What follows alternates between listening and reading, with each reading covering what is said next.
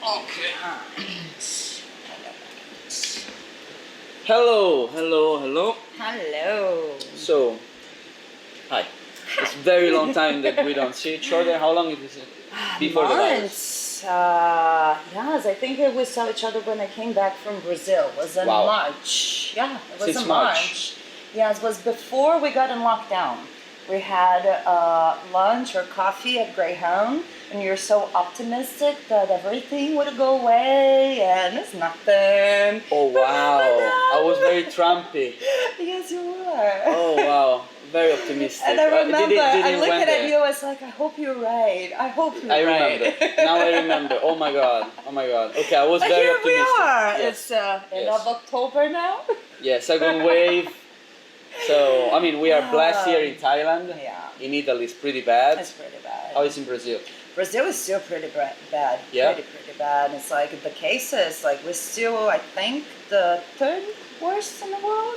Oh. It is US, India, and Brazil now. Okay. So, not good at all. Not No. good at all. Very happy to be in Thailand, to be here. That's true. For sure. That's for sure. Even though it's still, the market is still not good, but I think overall, I feel that at least we are safe. And internally, things are happening. It's still, of course, not too much for the rest of the world, but I feel at least here we are improving, we are moving, and that's like something from my family and friends all over the world. I think we are doing very, very well here. Yeah. What is good. Thank you. So, Alexandra, she is. Oh, introduce yourself to our viewers. Hi, I'm Alex. I am director of Zoom-Evrika agency here in Bangkok. And we are have this pleasure to be part of this amazing project. Yes. And I love it. You were part, like, since the very beginning. You are the agency we work with for make this book happening, and you were very supportive, and lots of models from this agency are in this book. And I have to say that it's very, very hard to find someone who could have support this particular book, because it's about models, but a kind of against the industry in Yes. general. So Yes, it's really hard. I mean, first of all, it must be someone who understands the artistic value of what we were doing, the importance of what we were doing, but also like the pictures. Yes. So, per se. And so how you feel about all of these photos that are so different from the photos that you usually use? I love it. And I remember when you came with this project, and why I jump in is because how it is. Because it is raw, it is the girl. It is not about the makeup, it is not about clothing or brands or, no, it's about the woman in front of you. And the woman who, in this industry, we actually don't know, we actually don't see. And I think it's like, as a director, when I receive the model proposal, right? It's like we normally receive the portfolio and the snaps and the video. And what I do, first thing is open the snaps. I never go and look at the pretty portfolio, because to me it's like, who is this person? We're talking about same girl. She looks older now. Now she's totally different. So to me it's like, when I go to the snapshots, it is no makeup, it is, no stage, that's it. And to me it's like what makes the difference, because when I see that girl as it is, I see it's it's the blank canvas, and I see it's like, okay, that's who she is, and that's what we can do, and we can play all over. But to me, that's the most important. And another thing that comes down for me to closing this girl is the video. It's the personality, it's how she presents herself, it is how she truly is. And then it's like all the models normally go is like so well trained to not be themselves, right? And it's like you go and you, hi, I'm this hi, this age, I'm from this place, and turn around and done. But I truly appreciate when the modeling agencies send the videos of the girls. It's like, I love it. It's like seems random, but I love it when it's like I get those videos, the girls are talking about their lives and what they like to listen, and nothing to do with, modeling or doing a casting. And to me, it's when I see it's like, okay, this is who she is, and that's all the possibilities that I can do with this model. And then I go and I look at in her portfolio, and it's like, okay, yes, I was right, or no, this will not work it for me. But now that you pointed out, yes, because I think in my field, like in this project and in your daily work, we look at the person. We are not stylists. We don't care about the clothes so much, about this, and not the makeup or the hair. So, which is what they are going to eventually sell, actually. But we are interested in actually see the person, the feeling that the person can give us, and the possibilities that charisma can give to this and that. Yes. Which is the same, but is the opposite of what a brand is actually looking for. Yes. So that's a kind of. Yeah, it's like interesting. I was watching one of the interviews. I can't remember her name, but she was saying that she's in a casting on the clients, like, oh, I want this number, that, and they go by, they have a totally different view of who is the girl. It's like, okay, you're black hair, long hair, okay, you go here, you're blonde, you go there. It's like, and they don't really see who is in front of them. No. When I work for big studios, really nobody cares. No. There is more like a picture that they have that is approved in many meetings that I had before, of course. There's a very fake idea of some kind of, it could be a graphic design, Barbie idea, that is not even a person, and then they just collect the same face, the same shoes, the same thing, just to, complete the picture that they got approved. So it's the whole process that makes this advertising and this work so fake.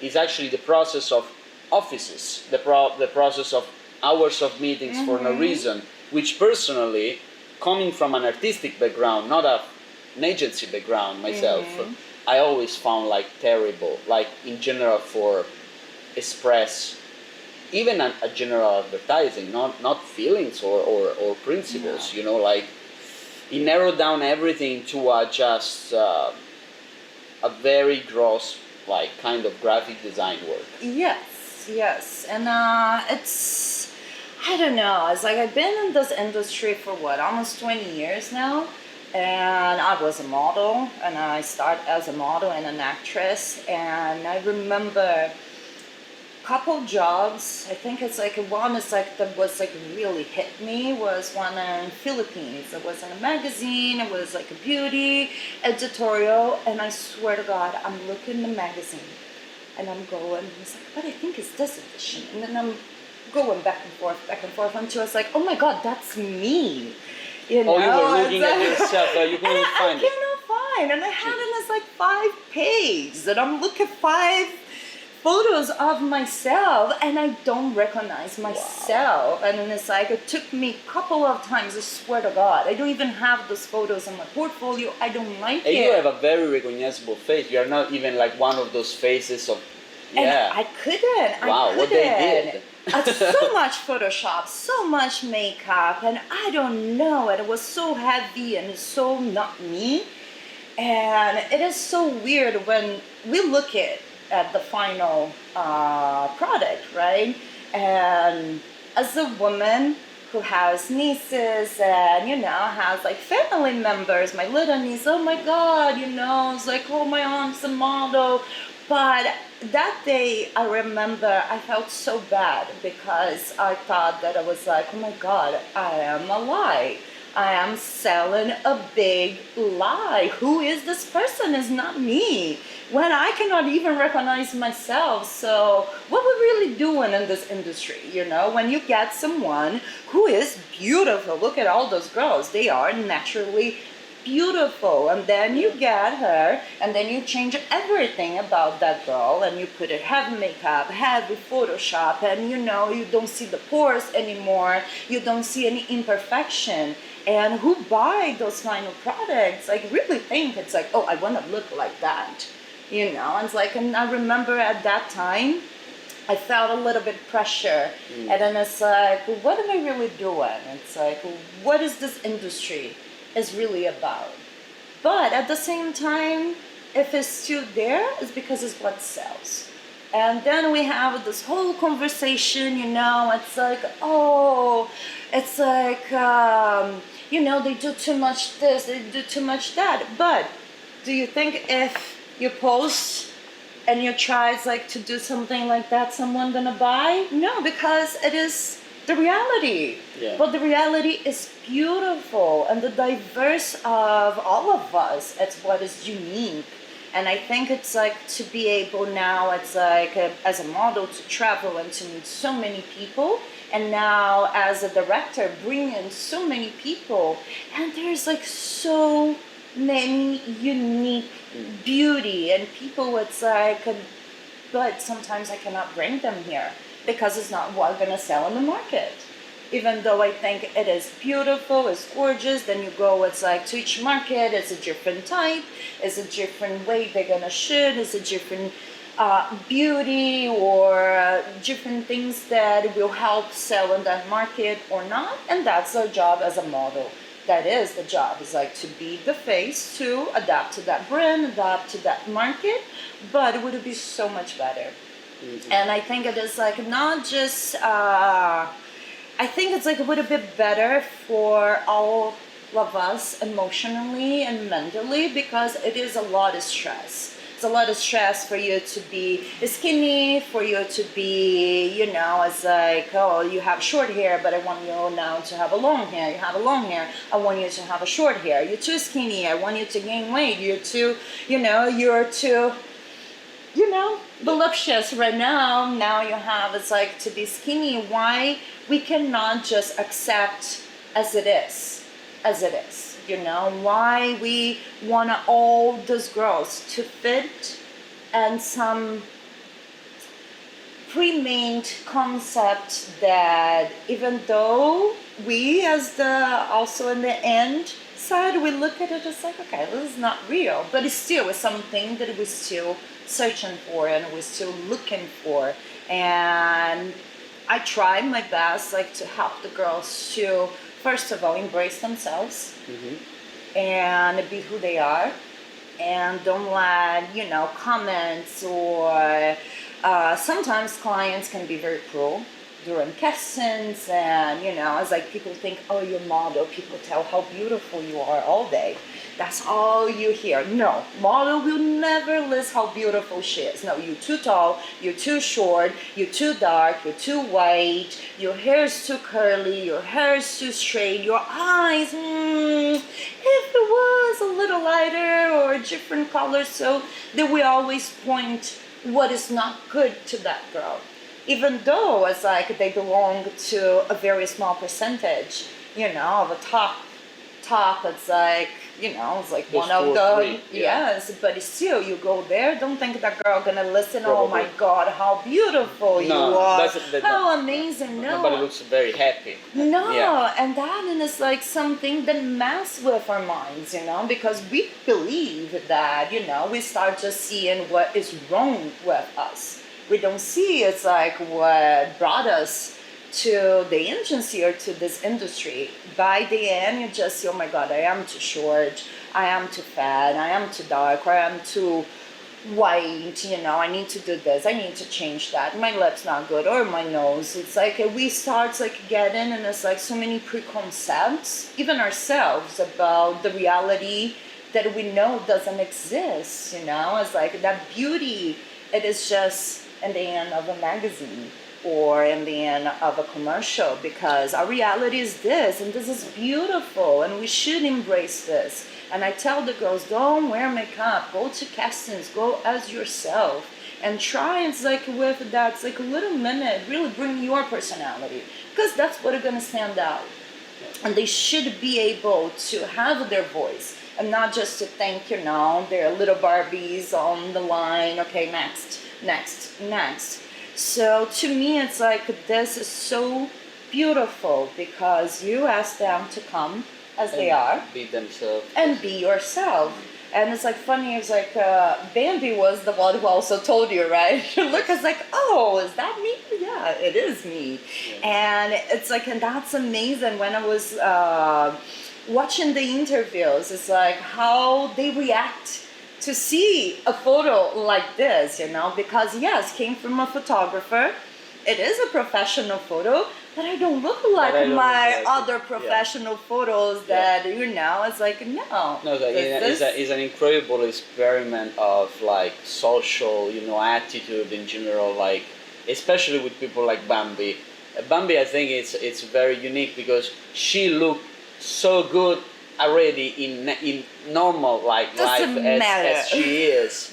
And then when they charge over all of that Photoshop, she looked, I don't know what she is. Like when I don't remember who sent me the photos of Bambi, and when she came, I was like, okay, why they do all of that to you? Why? Naturally gorgeous. Doesn't need anything.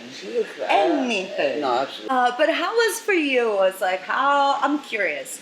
When the girls arrived, what they expect that would be you already kind of fill them in and come as you are, or they expect that would be some like makeup, a little bit of production, and then when they saw, it's like, there's nothing here. How it is for them? How do they react? That is so opposite. The environment is very rough. It's to the bones. Well, is my rooftop. There is only a small section of it that there is a wall, direct sunlight, no flashes, no reflectors, no assistants. There's only me with my Australian cowboy hat, and that's it. So people are super shocked. So I asked Anastasia to take photos of me. Oh, really? Yes, in the same spot. So when I was there, I realized how incredible it is. Because we were at the 35th floor, and you could see the whole city, and there's no music. I never use music. And I don't know, you are really left alone. Because there's no people. Yeah, don't move, let me retouch this, the hair. Or those photographers that tell you like the pose, like almost posing themselves. Yeah. So there's a lot, I give there's no interaction whatsoever. Zero. Almost zero. So when you are left alone over there, you say like, okay, I'm here. It's more like doing a movie, like a screen test. And it's like, okay, I'm there. But until I feel it myself on the other side, I couldn't say it. Like, but it's intense, and the place is very important. There's a little bit of sound of the the music from the streets, the sounds like this. But it's very relaxing, and people really chill. Surprisingly, lots of people never ask what the hell we are doing. It's people who goes like and watch it in a corner. I would like say sit that there, what he's doing today. Let's say in over like 100 models, 2 or 3 ask like, should I wear some makeup or stuff like that?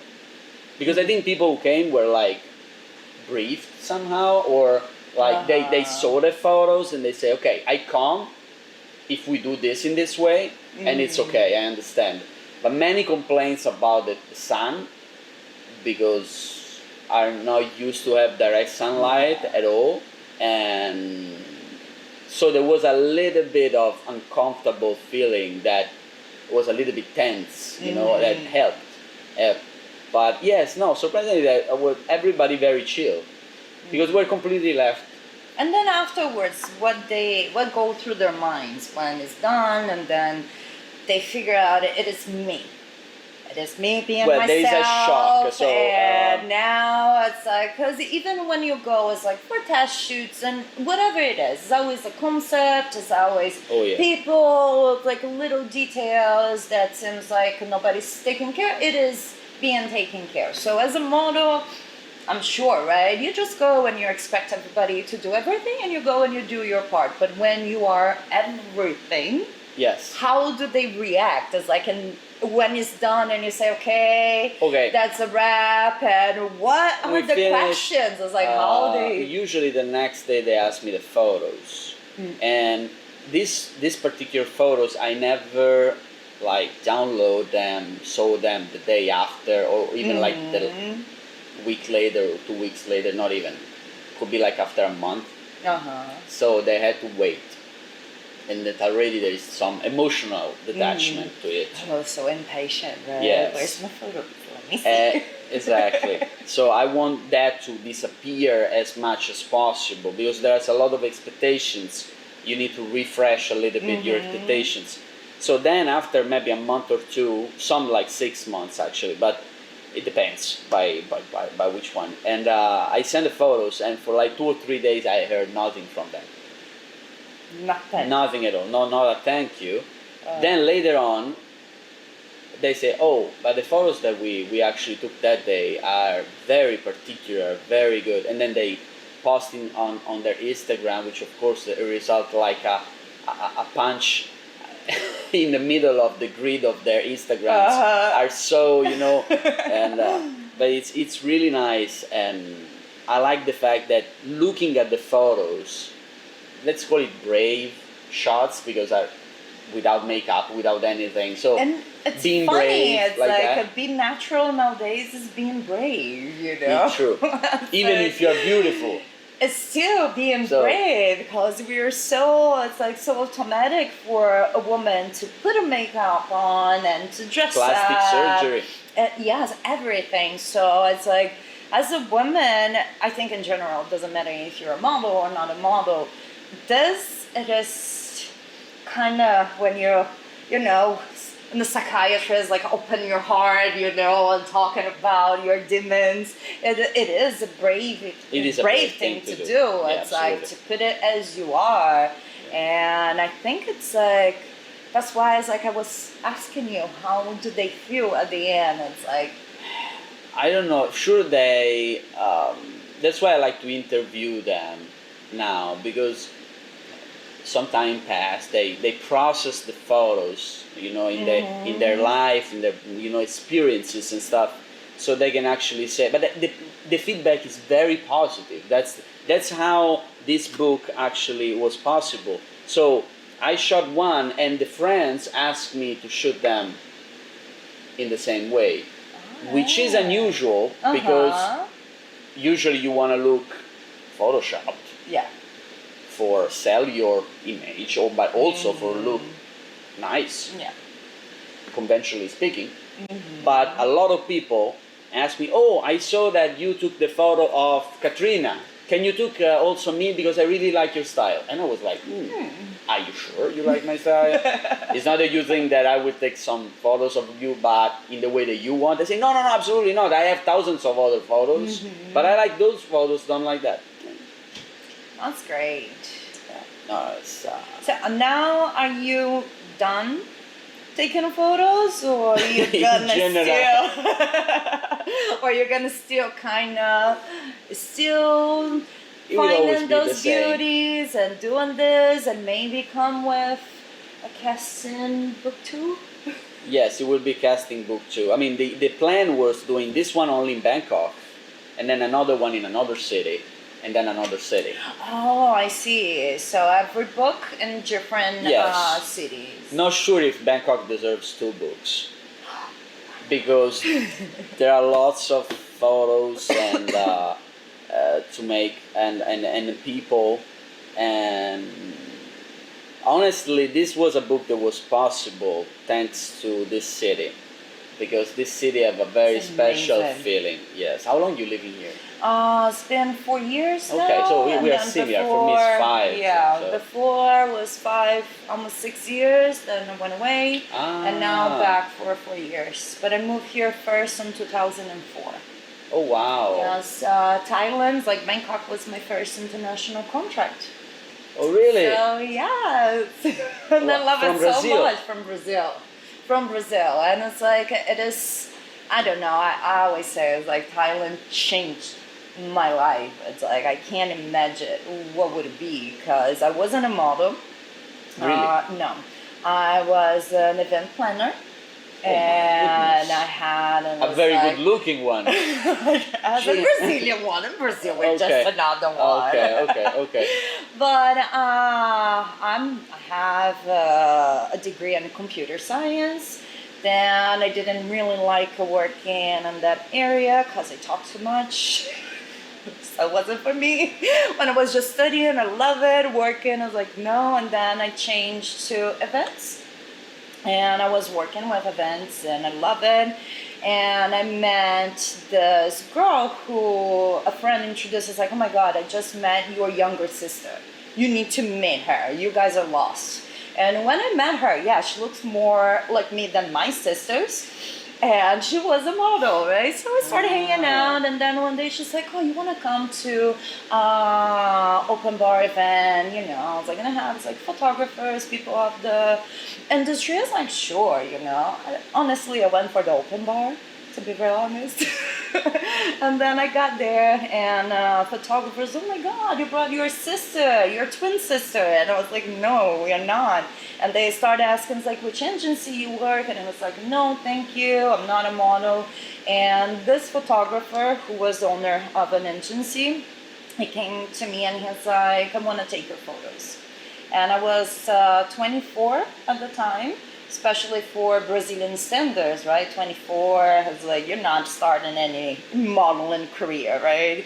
And Even if you were just 24, it's already over. it's already old. So that's also a thing that we should fight. Yes, and it's true, especially Brazil, you know, it's like a mass production, you know. So 24, you're over, you know. I was like, have tons of young ones. So he has like the whole nine. He's like, let me take your photos. I think it would work.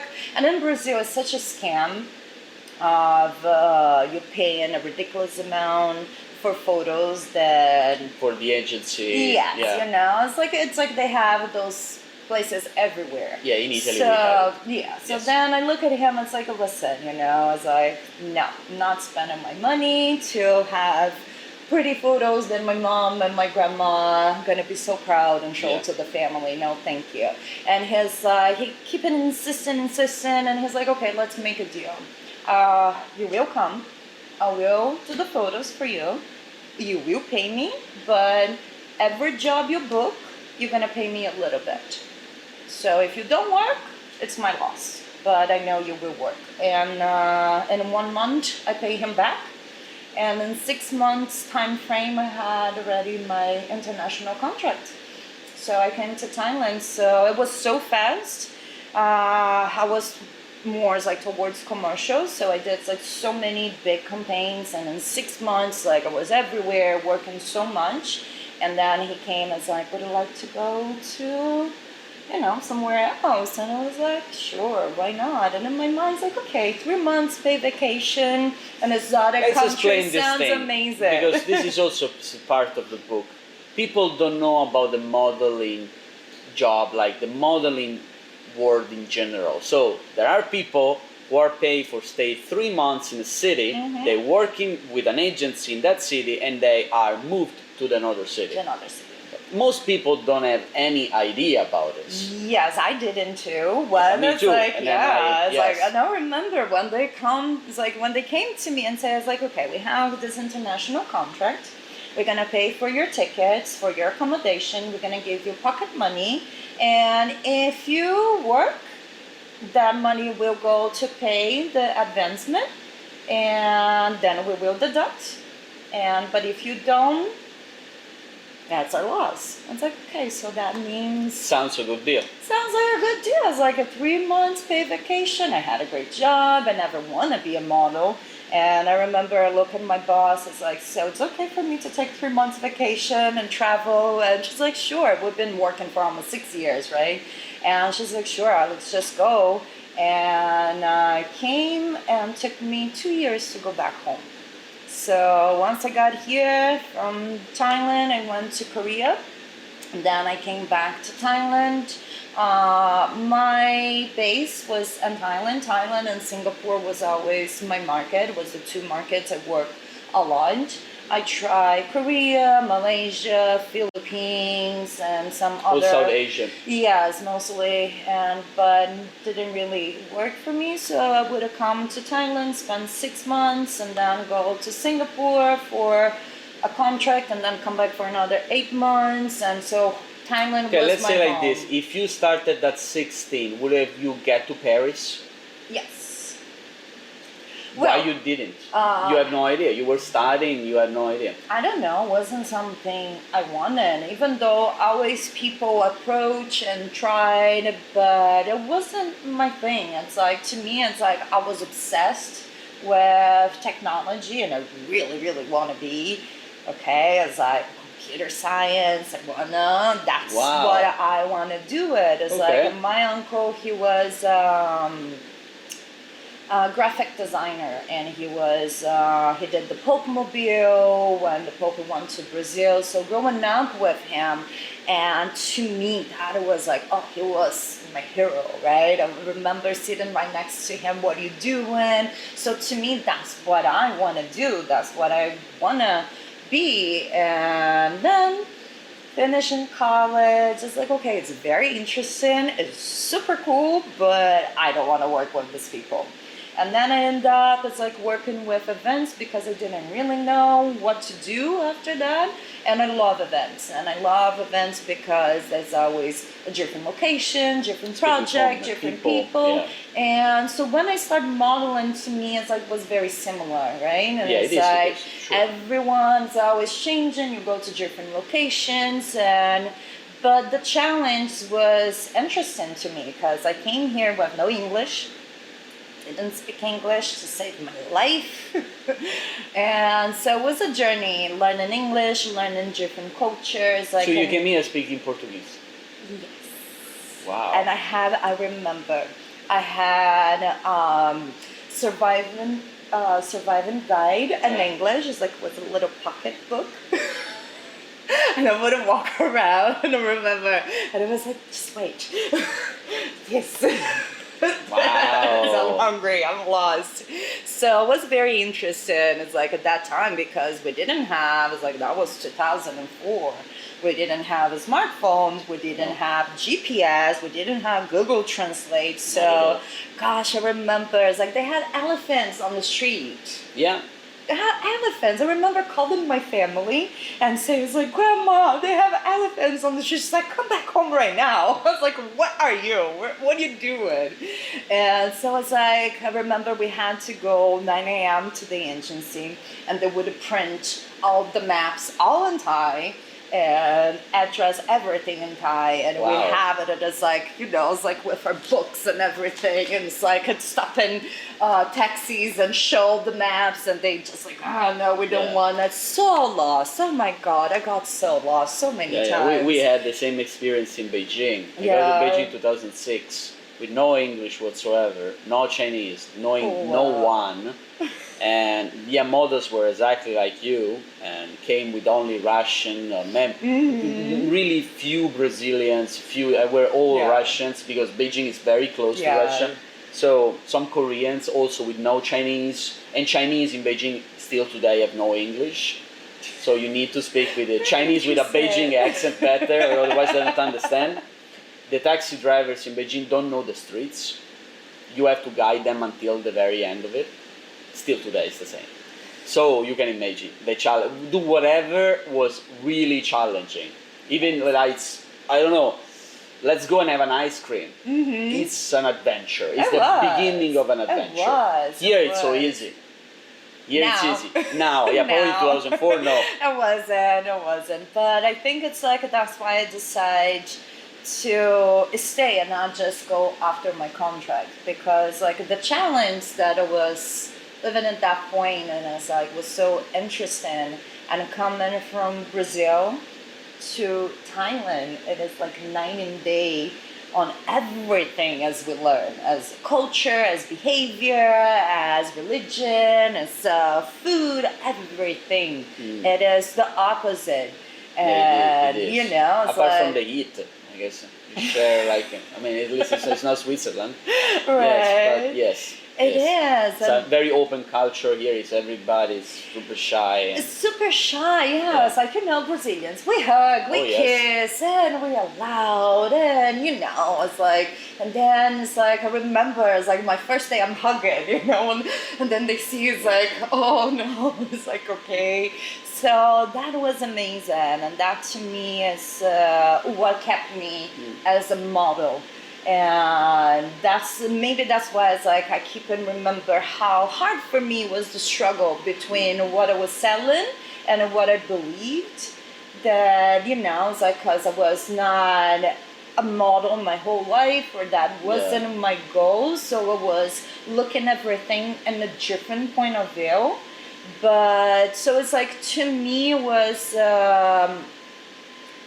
I don't know, those little challenge. And now as a director of the agency, it's like seeing those things that bother me, I want to change, I want to do different, and I want to do better, more towards for the models. Because I remember I was very lucky to have amazing agencies, and you know, it's like people throughout my career, even though it's like criticisms, like it was very constructive, you know, it's like people who knew how to sit down with me. It's like, okay, you just arrived, it's like to teach me how to go to castings here, is because that's another thing. What works in Brazil doesn't work here, that doesn't work in China, that doesn't work in Italy. So it's like the process of castings and how we dress and how we go, and so what. Was ahead of 360 degrees. Yes. And I remember seeing other agencies who just like, good luck, you go, and we hope you come back tonight and we can do this That's something tomorrow. that, for example, I'm sure that the majority of people don't know that in these 3 months that these models are hired to be, I don't know, in a city, that could be wherever in the world. Like, so, I mean, maybe you had some help at some stages, but there are, for example, some Chinese agencies that ask you to go there. You don't speak Chinese, because of course you are not Chinese. They don't give you any address or whatsoever, and it's just tomorrow you have to be in Ding Dong Dang at 11. Don't be late.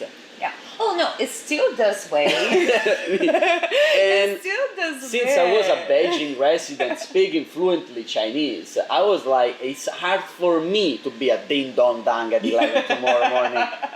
For you, it will be a miracle if you survive the taxi, like literally. It will be really, really tough. They eventually get there. Some get lost. Yes. And you can find them at the police station 2 days after that. But that's something that should be a little bit more controlled. I mean, it is like I think it's like about like locations, and go figure out, and it is what it is. Like I told you, even back in the day, it's like, this is a map.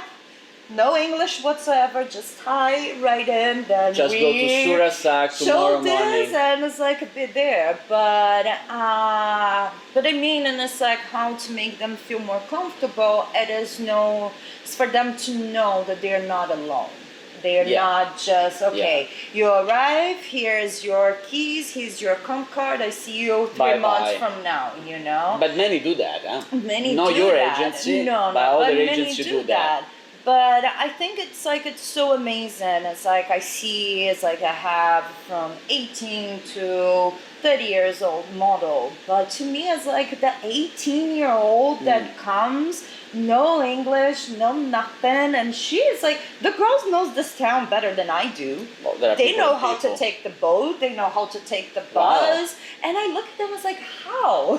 How do you do? Oh, it's so easy. So it's like, and but that's what I tell them. It's like, talk to the bookers, whatever you need. And I always tell them, embrace the place you are. Yeah. If you're in Thailand, embrace Thailand. If you're in China, embrace China. Yeah. Otherwise you won't survive. It's like, sure, you won't have any fun, and you won't survive either. So it's you will always be very late or.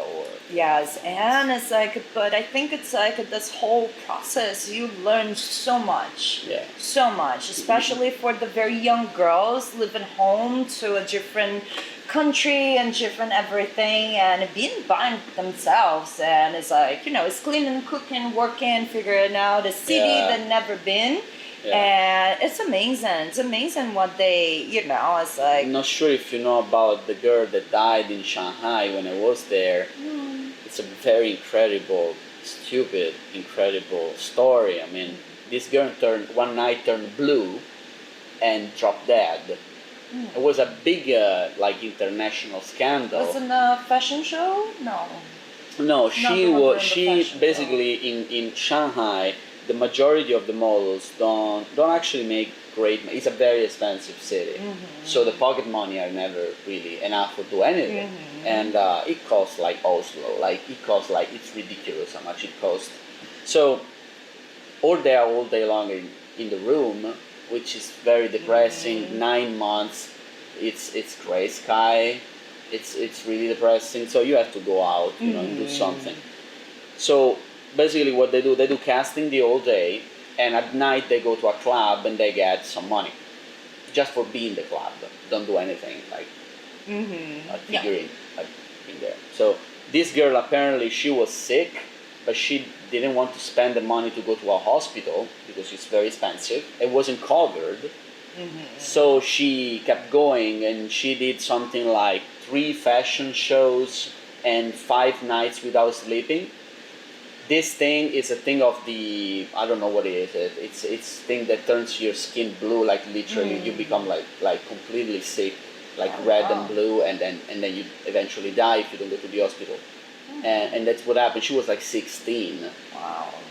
And it was bad. It was very bad. It's too much. It's hard to expect a teenager to go through all of this by herself. Because was left alone, Yes. The bookers in China sometimes don't even speak decent English. No. For example, I think that a booker that have to deal with like underage models and stuff like that, he should speak basic Russian or basic Portuguese because it's fundamental.